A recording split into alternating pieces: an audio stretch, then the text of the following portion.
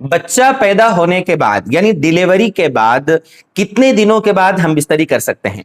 بہت سے لوگ یہ بھی مسئلہ پوچھتے ہیں، بہت سے لوگوں کو مسائل معلوم نہیں ہوتے ہیں، اور کبھی کبھی مفتی صاحب سے مسئلہ پوچھنے میں شرم بھی آتی، جھجک بھی آتی ہے کہ اس کا مسئلہ کیا ہے۔ تو میرے دوستو اچھے سے سمجھیں کہ جب بچہ پیدا ہوتا ہے نا تو بچے کی پیدائش کے ساتھ عورت کو خون آتا ہے، بلیڈنگ ہوتی ہے، اس کو شریعت میں نفاس کہتے ہیں۔ نفاس کا جو خون ہوتا ہے، نفاس کا خون وہ حیض کے خون کی طرح ناپاک ہے۔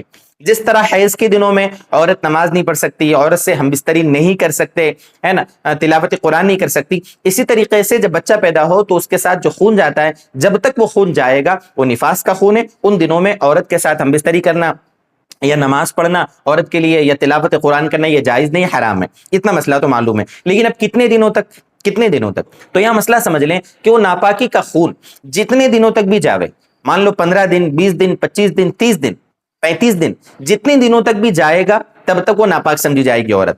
اب مان لو عورت 35 دن میں یا 30 دن میں یا 32 دن میں یا 27 دن میں، جتنے دن میں بھی پاک ہو گئی، اس کو لگ رہا ہے کہ اب میں پاک ہو گئی، اب ناپاکی بند ہو گئی، تو کیا کرے؟ وہ غسل کرے، اور غسل کرنے کے بعد نماز شروع کر دے۔ اب آپ کہو گے کہ یار ہم نے تو سنا ہے کہ 40 دن تک ناپاک رہتی ہے۔ نہیں، وہ 40 دن اس عورت کے لیے ہے جس کو 40 دن تک خون بند نہ ہوا ہو، تو 40 دن تک ناپاک ہے۔ اب 40 دن کے بعد مان لو آگے 41، 42، 45، 50 دن ہو گئے، اب وہ عورت 40 دن تک ناپاک اور آگے وہ پاک۔ مسئلے کو سمجھیں، 40 دن سے پہلے 25 دن میں، 30 دن میں، 35 دن میں اگر عورت پاک ہو گئی یعنی کہ خون بند ہو گیا، وہ غسل کرے، اس پر نماز فرض ہو گئی ہے، اس سے ہم بستری جائز ہے، اس کے لیے قرآن پڑھنا جائز ہے۔ کس کے لیے؟ 30 دن میں، 25 دن میں، 35 دن میں اگر خون بند ہو گیا تو وہ عورت غسل کرے، وہ پاک ہو گئی، پاک ہو گئی۔ 25 دن میں، 30 دن میں خون بند ہونے کے بعد بھی وہ اپنے آپ کو یہ سمجھے کہ میں ناپاک ہوں، یہ اس کی بہت بڑی غلط فہمی ہے۔ کس نے کہا یہ؟ عورتیں سمجھتی جب تک 40 دن نہیں ہوں گے میں تو ناپاک ہی رہوں گی، جبکہ خون تو بند ہو گیا۔ جب خون بند ہو گیا تو اب تو اپنے آپ کو ناپاک کیوں سمجھ رہی میری بہن؟ مطلب تو زیادہ سمجھدار ہے کہ ہم نے جو 10-12 سال مدرسوں میں گزار کر کتابیں پڑھ کر آپ کو مسئلہ سمجھا رہے ہیں، ہم آپ کو سمجھا رہے ہیں ہم صحیح ہیں، یا آپ غلط فہمی کی بنیاد پر اپنے آپ کو صحیح سمجھ رہی ہیں؟ اگر کوئی صحیح بات ہمیں سمجھ میں آئے، اگر کوئی صحیح بات ہم تک پہنچے تو ہماری ذمہ داری اس پر ہم عمل کریں، اپنے دوستوں کو بھی بتائیں، سمجھائیں، اپنی سہیلیوں کو بتائیں اگر بہنیں ہماری ویڈیو کو سن رہی ہے تو۔ اس لیے میرے دوستوں، میری بہنوں اچھے سے سمجھیں کہ اگر خون بند ہو گیا 40 دن کے اندر بھلے 8 دن کے بعد خون بند ہو جاوے، 9ویں دن آپ پاک ہو جائے، اور 9ویں دن پاک ہونے کے بعد پاکی کے سارے احکام آپ پہ لاگو ہو جائیں۔ یہ بہت اہم مسئلہ ہے۔